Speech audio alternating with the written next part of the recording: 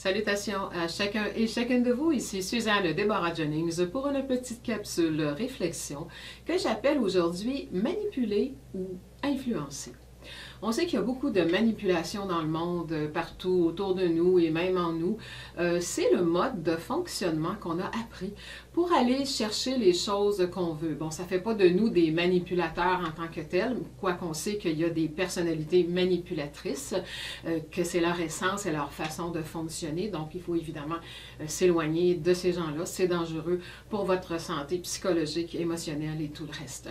Par contre, c'est pas tout à fait là que je vais vous emmener aujourd'hui. Cette manipulation, on a appris un peu à manipuler pour avoir ce qu'on veut. Les enfants manipulent leurs parents et inversement. Donc, ce que je veux vous amener à regarder aujourd'hui, c'est la différence entre manipuler et influencer. Manipuler quelqu'un, c'est de travailler, de faire en sorte de l'amener à faire quelque chose qu'il n'a pas nécessairement envie de faire pour nos avantages à nous. Donc, fais telle chose pour me rendre service. Et la personne, elle, se sent mal là-dedans. Ça, c'est la manipuler. On sent très bien parfois que la personne ne veut pas aller dans cette direction-là et pour différentes raisons, au nom des liens familiaux, au nom de l'amour, dit amour humain, au nom de plein de choses, on manipule la personne pour l'amener à faire quelque chose qui va à l'encontre de son bien-être. Influencer quelqu'un, positivement, c'est l'amener à voir que ce serait peut-être avantageux pour elle de bouger dans telle ou telle situation. Pour elle, pas pour nous. Donc, il y a une énorme différence. Donc, ce que je fais, j'explique ça depuis des années en formation. Je dis à mes élèves, les gens qui suivent les formations, les participants, je travaille à vous influencer, oui, de façon positive pour que vous changiez votre façon de penser, votre façon d'agir afin de vous sentir mieux dans votre vie. C'est sûr que ce que ça me rapporte à moi, bien évidemment, je suis une enseignante, donc je gagne ma vie avec ça et c'est tout à fait correct. Il n'y a rien de mal là-dedans, même s'il y en a qui pensent que parce qu'on est spirituel, on devrait travailler toujours gratuitement, c'est qu'ils n'ont pas compris les lois du donner et du recevoir de l'univers. Mais ça, c'est un autre dossier.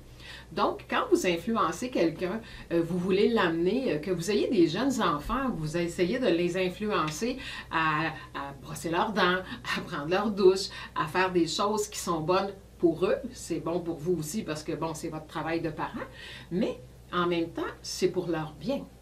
En tout cas, tout dépend de... Parce que souvent, on dit à nos enfants, c'est pour ton bien, là, mais est-ce que c'est vraiment pour le bien? Ça aussi, c'est un autre dossier.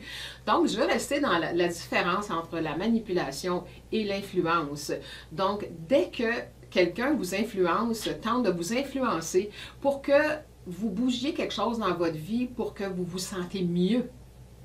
Alors, des fois, bien, il faut peut-être écouter ce qui se dit, puis en dernier recours, évidemment, c'est vous qui avez le dernier mot. Il n'y a personne qui a le dernier mot sur votre vie, même si vous vous laissez influencer. La décision que vous allez prendre, c'est vous qui allez vivre avec après.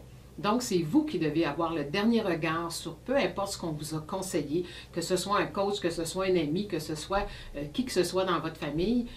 Vous prenez la décision finale, vous vivrez avec les conséquences. Donc, on ne se laisse pas influencer par des choses qui nous amènent dans des états de mal-être. Je vais vous parler brièvement aussi d'une autre sorte de manipulation très cachée, et ça ne concerne pas les autres. Hein? On a souvent le doigt pointé sur les autres. Il faut se souvenir que quand on pointe notre doigt, je ne sais pas si vous me voyez à la caméra, quand on pointe notre doigt sur quelqu'un, il y en a 3 qui nous regardent. Donc, on a notre part de responsabilité.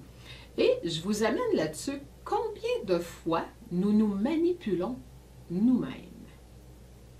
On s'étourdit des fois, puis peut-être qu'on n'est pas tellement, exemple, en finance, ou, puis on va se dire, ah ben, oh, c'est pas grave, je mérite bien ça, je vais le mettre sur ma carte, puis je verrai après, puis c'est pas grave, je mérite ce qu'il y a de mieux. Puis là, on se manipule et on essaye de s'influencer négativement en se faisant accroire que ce qu'on est en train de faire, c'est bon pour nous. Mais ce qui est bon pour nous, là, c'est le bien-être. Et j'en parle dans différentes formations, j'en ai peut-être déjà parlé en capsule, je ne me souviens pas parce que peut-être qu'il y en a, ceux qui me connaissent, vous savez que moi j'ai un sujet en tête, comme aujourd'hui, je m'installe devant la caméra et j'y vais vraiment de façon naturelle, donc je n'ai pas tout écrit d'avance ce que j'allais vous dire. Mais ce qui est important, c'est qu'il faut arrêter de se manipuler soi-même. Et pour s'aider, il faut regarder, il faut faire la différence entre le bien-être et le plaisir. Et ça ne veut pas dire qu'on ne peut pas se faire plaisir, mais si le plaisir que vous vous offrez n'apporte pas un sentiment de bien-être en vous, attention, vous êtes peut-être en train de vous manipuler vous-même. Alors oui, on peut se faire plaisir, mais est-ce que ça vous apporte un bien-être et vous préservez votre paix à l'intérieur? Ou si vous allez vous offrir un plaisir, comment on les appelle? Les plaisirs coupables. Donc, je m'offre un plaisir, ou si vous faites attention à ce que vous mangez, puis là, à un moment donné, un soir, ben là, vous vous dites que, bon, j'éclate les choses. Si vous êtes bien avec ça, vous avez le droit de vous faire plaisir, comme on dit. Mais si vous vous sentez coupable après, il y a des raisons à ça. C'est qu'il y a une partie de vous qui ne voulait pas aller dans cette direction-là. Et vous vous êtes manipulé vous-même. On se manipule soi-même aussi en se disant, ben là, j'ai pas le choix, c'est mes enfants, ou j'ai pas le choix, c'est telle chose, ou c'est... Et à quelque part, ben, vous avez le choix. Nous avons toujours le choix. C'est sûr qu'il y a des conséquences au bout de tous les choix, et souvent, ce qui fait qu'on se manipule soi-même, c'est qu'on a peur de vivre avec les conséquences, exemple, de dire non, ou de refuser de rendre un service à quelqu'un. On a peur des conséquences, sans même se rendre compte que tout ce que dire oui à ce que notre cœur dit non nous nuit beaucoup plus qu'autre chose, parce que vous attirez ce que vous ressentez. Et oui, on est encore là. En vertu de la loi d'attraction, vous allez attirer ce que vous ressentez. Donc, manipuler ou influencer. Il faut savoir faire la différence et il faut voir que quand vous offrez une solution à quelqu'un, quand vous voulez aider quelqu'un ou vous demandez, vous regardez l'avantage. Vivre, c'est vendre, même si les gens n'aiment pas la vente. Vous allez vendre l'idée à votre conjoint d'aller au cinéma ce soir. Vos enfants vont vous vendre l'idée d'aller manger à tel ou tel endroit. Il n'y a rien de mal là-dedans. Ce qu'il faut voir, c'est est-ce que tout le monde y trouve son compte? Si vous manipulez, je prends l'exemple du cinéma à votre conjoint, puis qu'il arrive de travailler, donc j'aimerais ça aller au cinéma, ben, ça fait longtemps, on ne sort jamais, puis là on sort toutes les choses négatives là, autour de ça, pour que l'autre se sente mal, même si ça ne tente pas, pour qu'il dise, ben, c'est correct, là, on va y aller. Quelle énergie vous installez dans cette sortie-là? Alors, de dire, essayez de trouver quand vous voulez bouger quelque chose dans votre vie avec quelqu'un d'autre, quels sont les avantages de cette personne-là, d'aller dans la direction que je lui propose. Alors, regardez ça, manipulation ou influence, regardez où est-ce que vous bougez, comment, de quelle façon vous bougez envers les autres, de quelle façon les autres bougent envers vous, est-ce qu'ils vous manipulent ou si l'influence qu'ils ont sur vous, c'est une belle influence positive, est-ce qu'ils vous aident à prendre votre place dans la vie, à pas vous laisser marcher dessus. Des fois, on a des bons amis qui sont là pour nous soutenir. Moi, j'en ai, heureusement, des anges dans ma vie. Et regardez comment vous manipulez. On s'étourdit soi-même, on se fait des accroires, comme on dit ici au Québec, je ne sais pas ailleurs comment vous le dites, mais on se fait croire qu'on est dans la bonne direction quand on a une petite voix en dedans qui nous dit « c'est pas tout à fait par là que tu veux aller ».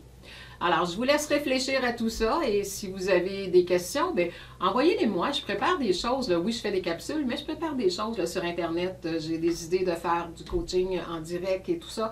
J'adore répondre aux questions. Je sais que les gens ont beaucoup de questions. Alors, envoyez-moi vos questions par courriel et ou via Facebook par message privé, évidemment, parce que je ne peux pas tout voir ce qui se passe sur les pages, même si je suis quand même bien présente. Donc, bonne réflexion et à la prochaine. Au revoir.